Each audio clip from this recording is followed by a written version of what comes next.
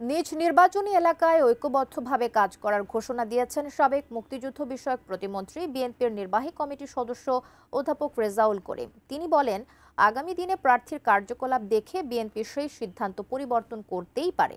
৭ November ঐতিহাসিক জাতীয় বিপ্লব ও সংহতি দিবস উপলক্ষে স্বাধীনতার ঘোষক সাবেক রাষ্ট্রপতি শহীদ জিয়াউর রহমানের মাজারে পুষ্পস্তবক অর্পণ করেন সাবেক প্রতিমন্ত্রী বিএনপির জাতীয় নির্বাহী কমিটির সদস্য অধ্যাপক মোহাম্মদ রেজাউল করিম। শুক্রবার সকাল 10টায় বিএনপির নেতাকর্মী সহ বিশাল র্যালি নিয়ে শহীদ জিয়াউর রহমানের মাজারে পুষ্পস্তবক অর্পণ করেন। পরে ফাতিহা শরীফ পাঠ করে দোয়া করেন।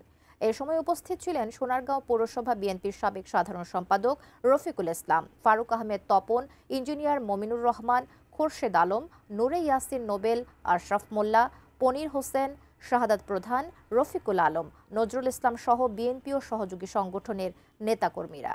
স্বাধীনতার ঘোষণা দেওয়ার পর উনি যখন মেজর জিয়া বলছি তখন আওয়ামী লীগের নেতাদের কাউরে খুঁজে পাওয়া যায় না। যখন ওনার কণ্ঠস্বর শুনলাম তখন আওয়ামী লীগের নেতারা আসার পর বললো যে এটা আপনি কি করলেন, যে এটা আপনি তো বলেন ঠিক আছে আপনারা বলেন, আপনারা রাজনীতি করেন, আমি মেজর, আমি সেখানে চলে যাব। আপনি বলেন।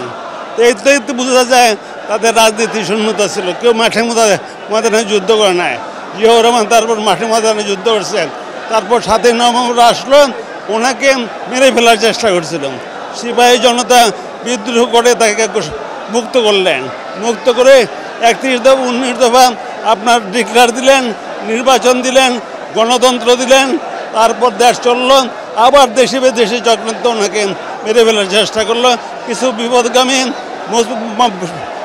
শারমিন তাকে চট্টগ্রাম মৃত্যুবরণ করেন। আজকে ম্যাডাম জিয়া তারপর দায়িত্ব নিলেন। দায়িত্ব নেওয়ার পর দেশ সুন্দরভাবে চলছে। এখনো আপনি মদিনা শরীফে যান, আরাফাত ময়দানে যান, সেখানে যে নিম গাছগুলো যেগুলো আছে সেগুলো বলে যে এটা জিয়া গাছ।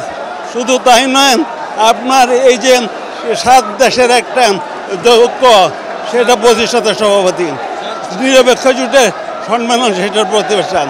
আজকে তারেক জিয়া সাহেবরা মেরে ফেলার চেষ্টা করছিল। তারে আজকে বিদেশে সেখানে প্রবাসে থেকে আজকে দলকে চালাচ্ছে। হাজার হাজার লক্ষ লক্ষ লোক আপনি দেখেন।